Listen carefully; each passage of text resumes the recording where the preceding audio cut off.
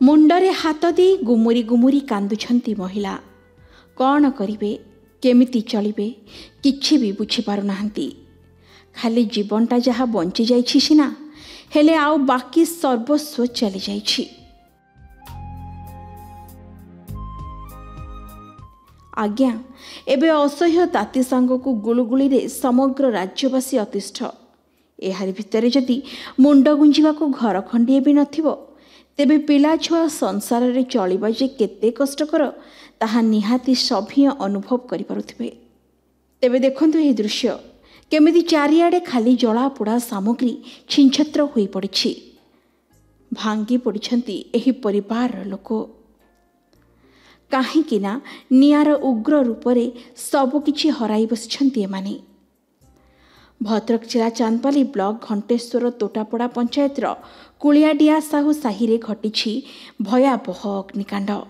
अग्निकांड रे 4टी परिवार पाखापाखि 6 बखरा घर संपूर्ण जलीपोड़ी पाउंस हो जाइछि।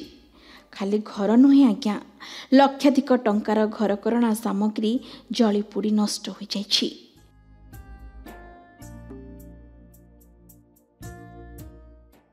गतकाली विलंबित राति रे कौनसी कारणरू हठात निया लग जाइथिला। निया लागि जिबारु घरे थिबा लोक माने बाहर को दौड़ी आस्थिले। नियार कोप एते जोर रे थिला जे लोक माने निया को आयत्त करि पारि नथिले, जहा फଳରେ तुरंत गदी दमकल बाहिनी को खबर दिया जाइथिला।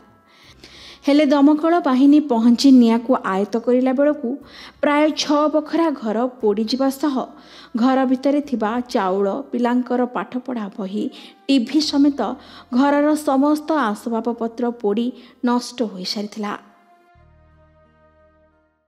सुईच तो किसी जानी पार्लु नहीं, पूरा लगी एमती जीवन का भारी खाली घर पलि आस काढ़ी पार्न छुआ बही पाखर आमर जिनस पत्र किसी काढ़ीगलानी सब जिनस रहीगला किसी काढ़ी पार्नुनि। बैंक बही खाता सब रहीगला सब तो चलीगला किसी तो ना खाली घर बाहर आम पलि जाइए। घर रातिर शुईथिन अचानक घर लगी जापारे जिनस पत्र किसी काढ़ी पारे सब पुड़ी ध्वंस हो सब धान चाउल देखुं तो कंसा बासन सब तो पुड़ी आम कि काढ़ी पारे। रातिर उठला निया को आयत्त कर फायर स्टेशन आसिकी सी मैंने आसिकी ये कले गाड़ी साइकेल सब तो जाइए। भयावह अग्निकांड जली पोड़ी छारखार होईगला लक्षाधिक टंकार संपत्ति। तेबे निया लागिबार सठिक कारण जना पड़ी नथिबा बेले सरकारी सहायता जोगाई देबाकू अनुरोध करिसेंती एही अग्नि विपन्न परिवार लोके। चांदपाली देवाशीष पाढ़ी रिपोर्ट, के न्यूज ओडिशा।